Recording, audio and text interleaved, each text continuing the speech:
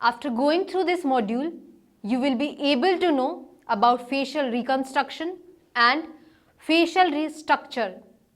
You will be knowing about chronological development of forensic facial reconstruction. Faces are always interesting and historical faces are more intriguing. Solving problems become easier through reconstruction, but also arise interest and answers to various questions. Skull proved to be very useful for identification as they can sustain for several centuries. Recognition of the deceased was done using facial reconstruction in past and still practiced in present days for teaching anatomy. In forensics, facial reconstruction of skull is done for the purpose of identification. The facial appearance is mainly determined by the bone of the skull. These bones form the base to which the tissues are attached. The bones, tissues, muscles and skin together determine the appearance of a person. The basic look of all the human is identical. Small differences should be considered for identification purposes. Variability of facial proportion helps to ensure the individuality of human face. Now, I'll be talking about the chronological development. The first appearance in the history of facial reconstruction was in the Neolithic Age. In earlier times, some cultures believed that bones or mummies are objects of honor and should be preserved, whereas according to some other cultures, it was a phobia to preserve bones. Therefore, different beliefs and practices are followed towards the dead. Some preserve the body as in ancient Egypt, whereas some cremate the body into ashes and small pieces of bone. From Neolithic age, skull has been used for remembering dead people.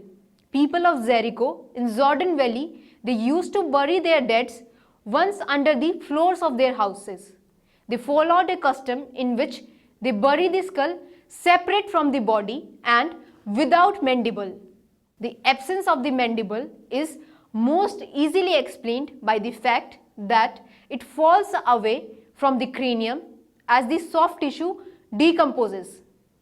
Many examples show how special respect was given to the severed head or skull in earlier times. In around 8500 to 8000 BC, skull plastering was followed by pre-pottery Neolithic A culture in Jericho, and it enjoyed a relatively brief trend among the pre-pottery Neolithic B culture. In 1953, during excavation, 9 skulls were found which were covered with plaster, and shells were set in the eye socket for eyes in pre-pottery Neolithic B levels. In 1958, at the other end of this site, another skull was found and identical materials were found in other sites of the same area. Out of all, only one skull has mandible attached to the skull, whereas on the other, the chin was modeled over the upper teeth, making the head appears like thickest.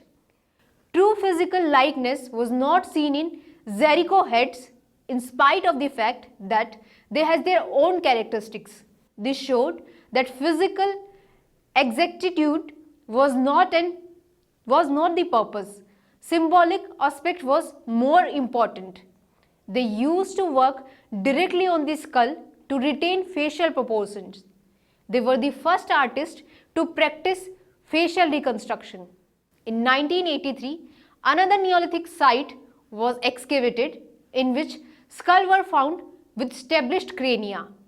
They were embellished with lattice work of asphalt strips. Glue was used as a waterproof and protective covering for various artifacts. To make crisscross design on skulls, glue was used. It is possible that the glue was used on object for outdoor ceremonies similar to nomadic Middle Eastern group of the present day. From New Hebridean Island in 1700 Anno Domini, a face modelled upon skull was excavated. Next, I will be talking about the death marks.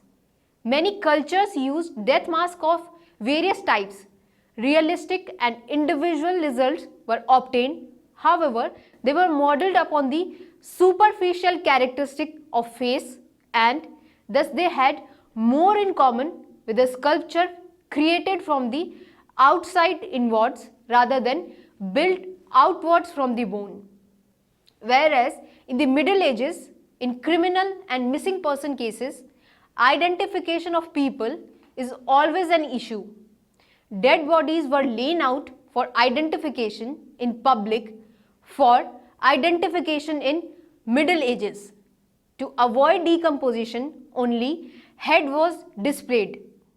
Various techniques for identification through facial reconstruction were used later. During the Italian Renaissance, death marks were the most appreciated marks.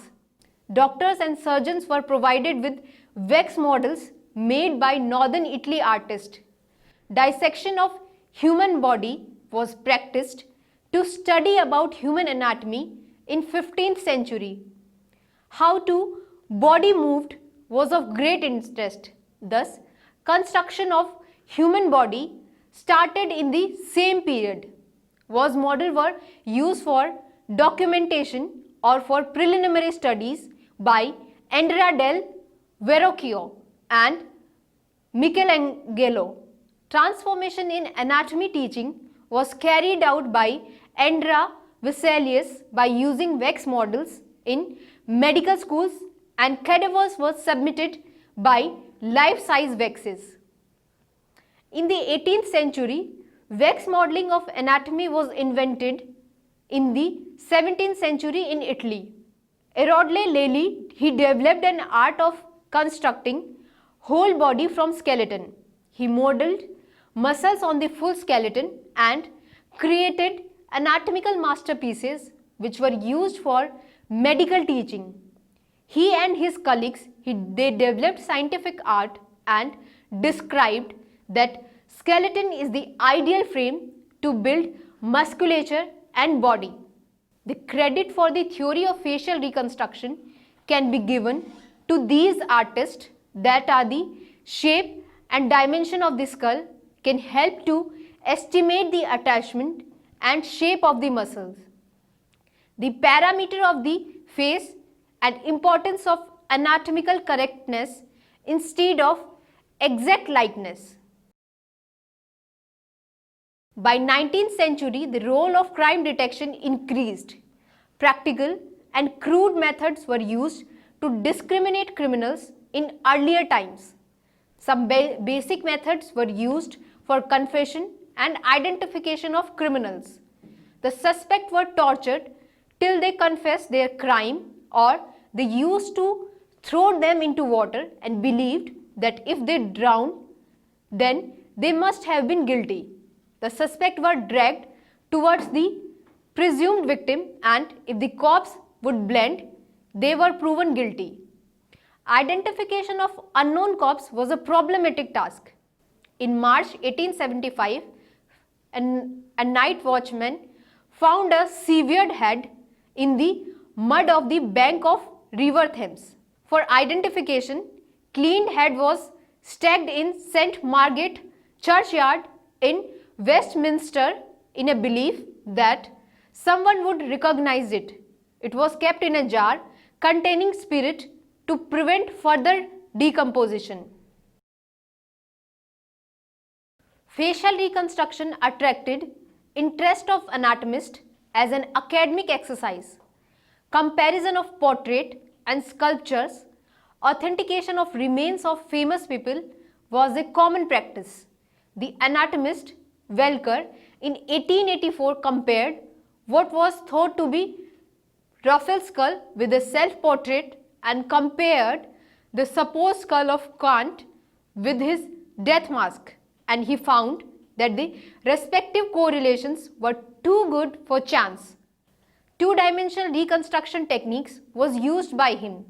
They made an accurate orthogonal perspectives sketches as an outline of the skull and death mask. Then he tried to superimpose the outlines. He also carried out a research on facial tissue depth to accompany facial reconstruction in 1883. The first scientific attempt in this field was made by German anatomist, his in 1895. They wanted to identify the remains of John Sebastian Bach. He prepared a data by taking measurement of facial tissues from small number of corpses, and then he used this data to model a bust onto a plaster cast of the skull of Bach. Comparisons were made between the final reconstruction and contemporary portraits and busts of Bach.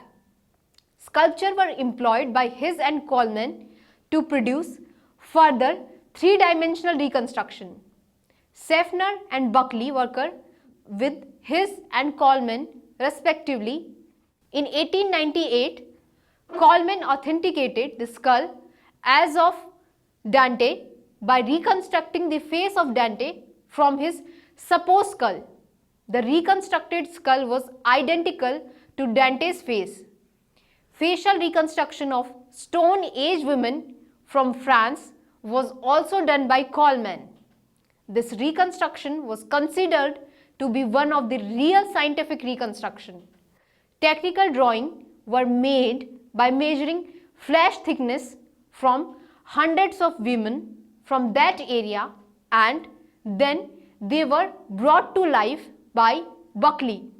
Reconstruction of early hominids such as Pithecanthropus and Neanderthals were also produced by various anatomists and anthropologists.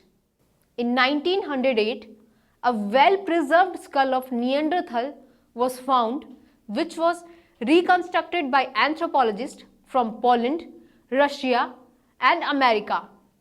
Different results were obtained. Head of the old Neanderthal male was reconstructed in 1980 by Solger, who was an anatomist. Different reconstruction of the same skull was produced by anthropologists Martin and von Egeling at the anatomy department of Jena University in 1913. Influence of soft tissue on features of face made from the skull was experimented by Egeling, and he believed that identification of races can be done through reconstruction. He made a cast on the head of a male cadaver to test his theory and to obtain an objective likeness. Thickness and deposition of soft tissue was measured. When we talk about the 20th century, there were many technical developments. Determination of sex and race of the skull and estimated age of an individual at death was determined by anatomists for many years. Facial reconstruction was considered seriously by medico-legal experts in 20th century. In 1916, bones of Brooklyn sailor were discovered and measurements were taken. It was indicated that the measurements were of Italian. Rolled out newspapers were used for neck, eye sockets. They were fitted with brown eyes, and facial bones were molded with colored plasticine. After display of head, several local Italian, they recognized the dead man as Domenico La Rosa, who disappeared some time before. Apparently, apart from La Rosa's fuller face, the image was precise. This case was a turning point in forensic science. In the Russian school, there were many pitfalls in reconstruction technique. About 20th century after La Rosa case, Mikhail Gerasimov was interested in archaeology and paleontology. His interest in human skull morphology was encouraged by Professor A.D. Grigory of University of Irkutsk, Siberia. Gerasimov's work was complicated. First, he created a system to quantify those parts of the skull where overlying tissue is thinnest and would be most invariant and reproducible. Secondly, he developed a what for determination of muscular structure of individual head. He created Russian method. Anatomical aspects were considered mainly in this method. In this development of skull and neck musculature, it was considered fundamental. With the sum of the leftover tissues or muscles on the skull, musculature can be determined and rebuilt faithfully even through the shape and size of musculature of each individual that is different. The American method is totally different from the Russian method as it depends on careful measurement of thickness of tissues present on the bones. The first facial reconstruction in United States was carried out by McGregor of Columbia University. He modeled faces of prehistoric man on skull cast which were kept in Natural History Museum, New York in 1950. The European method of facial reconstruction was brought to attention in 1912 by Wilder. He reconstructed the faces of Native American skulls. Many valuable tips and guidelines regarding facial reconstruction were provided by Wilder and McGregor. In 1946, facial reconstruction was considered with seriousness after examination by anthropologist Wilton Krogman. Krogman's collaboration with forensic artist Betty Pett Gatliff and physical anthropologist Claude Snow led to the growth of American 3D method. Later, with further experience, it was concluded by Gatliff and Snow that 3D reconstruction of face could be useful for forensic identification. Table prepared from average facial tissue thickness, data according to age, gender, and ethnic group were used in American method.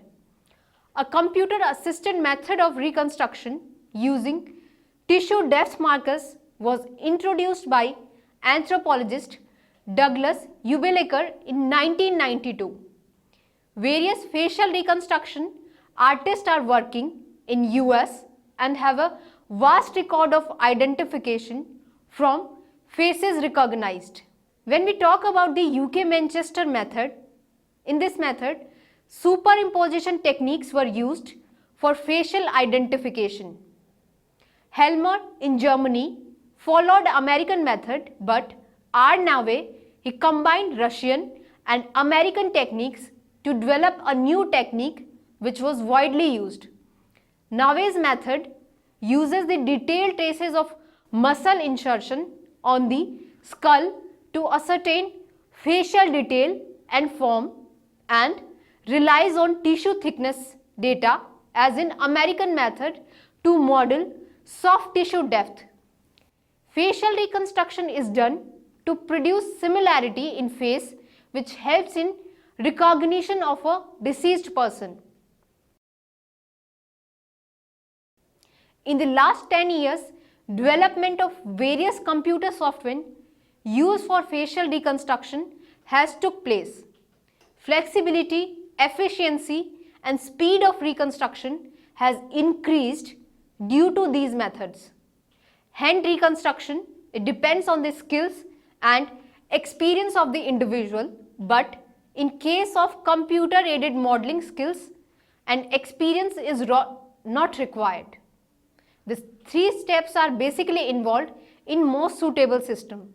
These steps include scanning to gather the information from the skull, input details like age, ethnic group, stature, etc. Computation to produce a gallery of the most portable facial outcomes. Moss and his colleagues, they developed a computer technique for forensic purposes at London. It was based on a system used for cranial reconstructive surgery. This system was developed for 3D surface data acquired of the human face. Human error in it is minimum as manual intervention is minimal. Computer or computed tomography scanning is interfaced with laser video camera acquired with skull. Operator's subjective skill of placing the landmark is also involved in this system. To make comparison between manual and computer assisted technique, single blind test of known skull was carried out. Photographs of the individual whose skull was used was compared with the reconstruction. It was concluded that both the techniques are useful for identification purpose, but manual method produced more recognizable and realistic face in contrast to the computer technique. Modification of manually created reconstruction was difficult and it was a time-consuming technique. Limitation with computer-assisted technique was over-reliance on small number of facial tissue depth data and limited library of facial features. This system produces images of uniform style and quality, whereas variability of these features is high in hand-drawn sketches. Volume deformation named computer facial reconstruction system was developed in 1998 by Nelson and Michel. This system started with MRI and its greatest limitation was that it used a face that the end result would ultimately resemble and therefore was only as close to the real face as the sample face. Different methods have been used for facial reconstruction in skulls of famous subjects or archaeological remains. New fast, flexible and objective 3D reconstruction computer programs are in full development. Faster computer aided reconstruction and new methodologies have been proposed. So students, now let us summarize. Skull proves to be very useful for identification as they can sustain for several centuries. The bones, tissues, muscles and skin together determine the appearance of a person. From Neolithic age, skull has been used for remembering dead people. In around 8500 to 8000 before Christ, skull plastering was followed by pre-pottery Neolithic A culture in Jericho, and it enjoyed a relatively brief trend among the pre-pottery Neolithic B culture. In 1953, during excavation, 9 skulls were found which were covered with plaster and shells. They were set in eye sockets for eyes in pre-pottery Neolithic B levels. In 1983, another Neolithic site were excavated in which skulls were found with embellished crania. They were embellished with lattice work of asphalt stripped. Dead bodies were laid out for identification in public for identification in Middle Ages. Wax modeling of anatomy was invented in 17th century in Italy. By 19th century, the role of crime detection increased. Practical and crude methods were used to discriminate criminals in earlier times. The anatomist Welker in 1884, he compared what was thought to be Raphael's skull with a self-portrait, and he compared the supposed skull of Kant with his death mask and found that the respective correlations were too good for chance. Facial reconstruction was considered seriously by medical legal experts in 20th century. In 1916, bones of Brooklyn cellar were discovered and measurements were taken. It was indicated that the measurements were of Italian. Rolled out newspaper were used for neck, eye sockets that were fitted with brown eyes, and facial bones were moduled with colored plasticine. Reconstruction of faces according to the Gerasimov method took place in two steps: basic reconstruction and final modeling. He stated that final modeling needed extensive experience and training. American method is totally different from Russian method as it depends on the careful measurement of thickness of tissue present on the bones. Superimposition techniques were used for facial identification in Britain. 3 steps are involved in most suitable system: scanning to gather the information from the skull, input details like age, ethnic group, stature, etc., and computation to produce a gallery of the most probable facial outcomes.